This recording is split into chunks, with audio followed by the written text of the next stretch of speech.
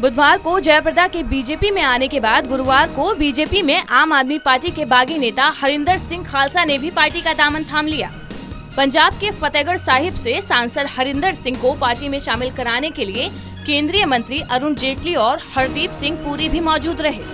फतेहगढ़ साहिब से मौजूदा सांसद खालसा को आम आदमी पार्टी ने निलंबित कर दिया था। इस मौके पर खालसा ने कहा कि वो प्रधानमंत्री मोदी और अध्यक्ष अमित शाह के नेतृत्व से प्रभावित हैं, जिसके चलते उन्होंने बीजेपी ज्वाइन की है।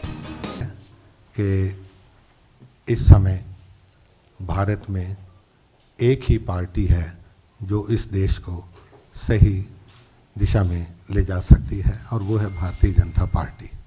बाकी पार्टियां हैं वो सब सत्ता के लिए कुछ भी करने को तैयार हैं, कुछ भी कहने को तैयार हैं, लेकिन जो 5 साल में मोदी जी ने जो करिश्मा करके दिखाया है उससे मैं तो बहुत प्रभावित हूं और पंजाब के बहुत जो सीरियस संजीदा सोच के लोग हैं वो सभी बहुत प्रभावित हैं और मैं इसीलिए बिना किसी शर्त के इस पार्टी में अपनी जो भी मेरी भूमिका मेरे को अध्यक्ष जी देंगे, अरुण जी देंगे, वो मैं निभाने के लिए आया हूँ। हरिंदर सिंह खालसा के परिवार का राजनीति से पुराना संबंध रहा है। अनुसूचित जाति से आने वाले खालसा के पिता बाबा साहेब भीमराव अंबेडकर के बेहद करीबी रहे हैं।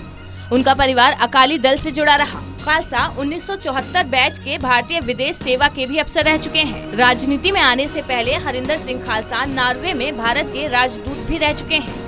1984 में श्री दरबार साहिब में ऑपरेशन ब्लू स्टार के विरोध में अपनी नाराजगी जताते हुए राजदूत पद से इस्तीफा दे दिया था। दंगों के विरोध में वो नौकरी छोड़ने वाले इकलौते IFS अफसर हैं। 1996 में हरिंदर सिंह खालसा अकाली दल के टिकट पर बठिंडा लोकसभा सीट से चुने गए थे। 2014 में फतेहगढ़ साहिब लोकसभा सीट से आम आदमी पार्टी के टिकट पर वे फिर से चुने गए, लेकिन जल्द ही उनका आम आदमी पार्टी से मोह भंग हो गया। आदमी पार्टी से फतेहगढ़ साहब से जीते थे और जीतने के 3 महीने बाद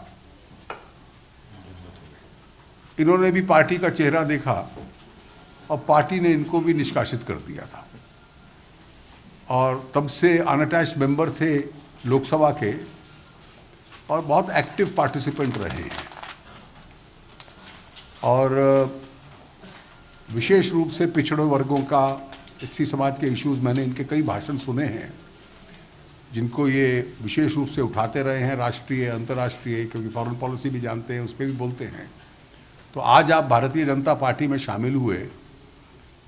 खालसा जी ने कहा कि मुझे कोई चुनाव नहीं इस वक्त लड़ना, मैं केवल पार्टी का काम करूंगा और आज अध्यक्ष जी की अनुमति से माननीय रामलाल जी ने इनको पार्टी के अंदर एडमिट किया है। अब देखना होगा कि हरिंदर सिंह खालसा के आने के बाद बीजेपी को पंजाब में कितना फायदा होगा।